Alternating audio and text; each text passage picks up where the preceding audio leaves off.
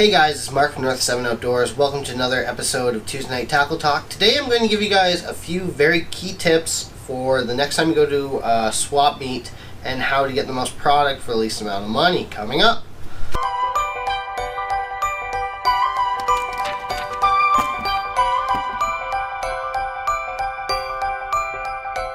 Okay guys, so I went to a swap meet on Sunday. And a guy from work was there, and on Monday he's like, "What the hell was that?" And I'm like, "What do you mean? It was me at a swap meet." And he's like, "Yeah, you're like a hummingbird." He's like, "I'd look at a lure, you'd be 50 tables to the right of me. I'd put the lure down, look up, and you were 100 feet to my left."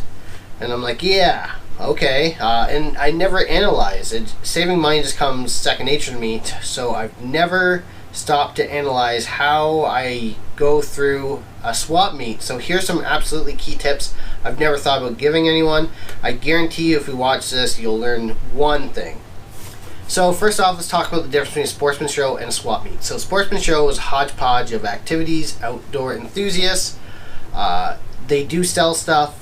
It's a great way to spend your day, not a great way to spend your money on fishing lures.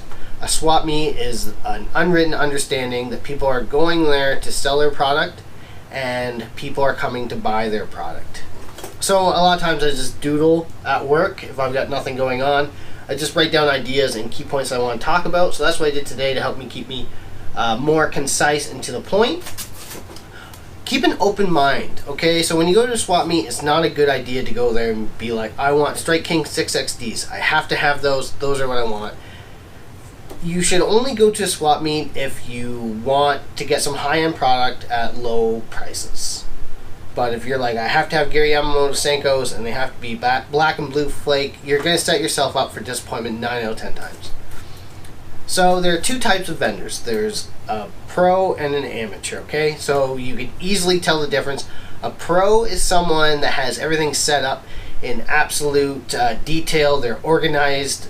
Everything is set up. They know exactly what each item is worth, how much to charge per item so that they will sell the item.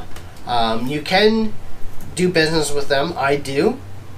But you're not going to get the absolute prime deals. And then there's the amateur guy. You know, he comes across fishing stuff, buys and sells. He might not know the market value of an item. A lot of times he carries junk.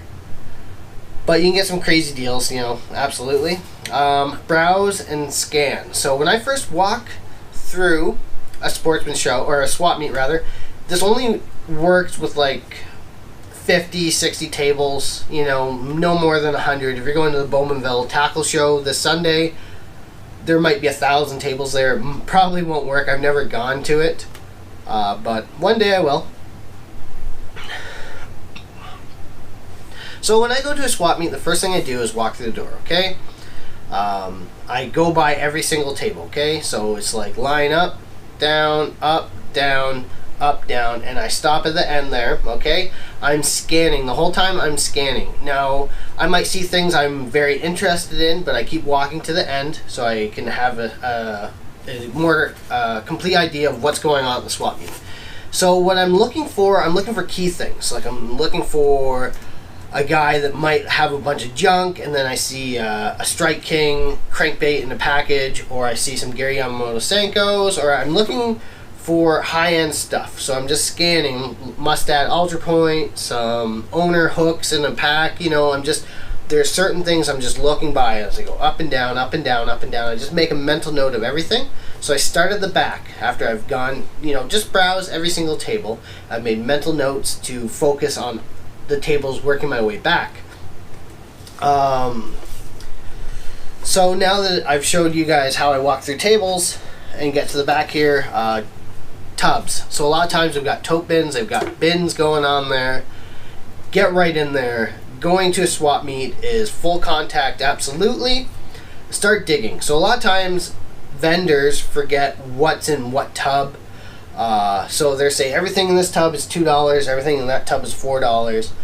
And people walk by, they grab, you know, 5 or 10 bags of plastics, they look at them like, get right in there.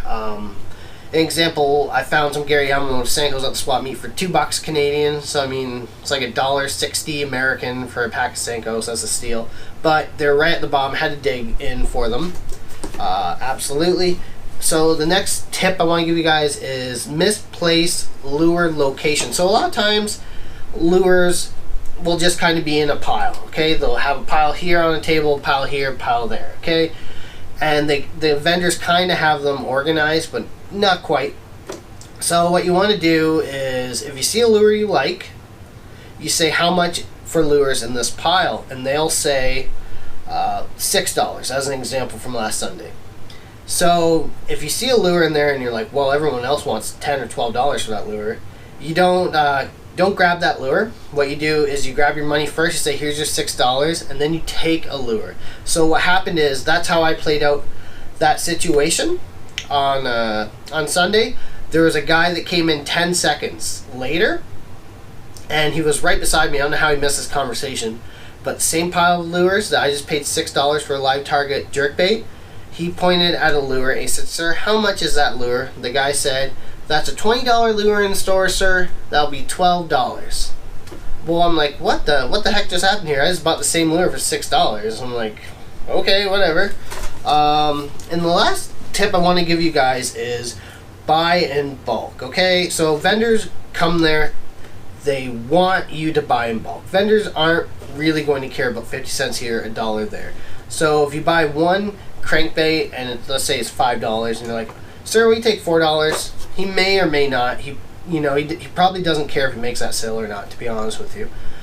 They want you to buy in bulk, and here's a situation that everyone has seen before. $4 each, or 3 for $10, or $8 each, or 3 for $20. Almost, I'd say 90% of vendors, to be safe, have that exact sign anytime they go to a swap meet.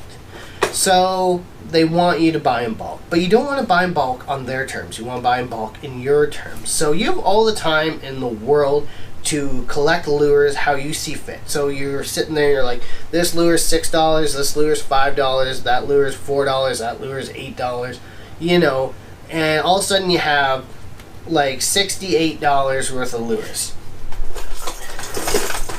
So you got a pile in your hand and you're just, you know how much is there.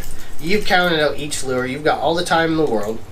You say to the sir, you say to the guy or lady, you say, "Look, we take $50 for this." They've got to do the math in their head, and they don't have all day. They're not going to be like, "Well, let's see what's in your hand." They're going to eyeball it, okay? You want them to eyeball it, and you want them to say, okay. You want them to miss something. Let's say that they would have run the deal $60 worth of product for $50, but you're trying to sneak like an extra $8 lure in there, pretty much. It's not dishonest in any way. You're saying, this is what I have. We take $50 for it. So that's what you want to do. You want to haggle on your terms, not on their terms, but you do want to buy in bulk, because the more you buy, the more you save. As in any way you buy tackle, haggle. Okay, so last tip I want to give you guys is, the worst I can say is no. Okay, so it's very hard to haggle on one or two items. You want to haggle on a fistful of items. If you say, "Hey, sir, we take $50 for this," and they say no, that might just be a test. They might just be testing, and they're like, "Oh, I can't do 60." They might try and meet you in the middle, or what you want to do is, they're like, "I can't do 50 for this," and you know you have $68 for the lures. What you might want to do is throw another lure in there, a $5 lure or something, like, "Well, you do 60. So if they say no to your first offer, just switch up your offer a little bit and then go back in. So yeah, I never realized how much I never analyzed my the way I buy tackle at a swap meet. It just comes second nature, and you can apply this to anything. I mean, if you go to a comic convention or a hockey or baseball card convention, it's the exact same crap. It's just replace fishing lure with hockey card, and these situations will apply to them. So there you go, some quick tips next time you go to a swap meet. I hope you guys enjoyed the video, and this Sunday will be what I bought at the swap meet. So thank you guys for watching.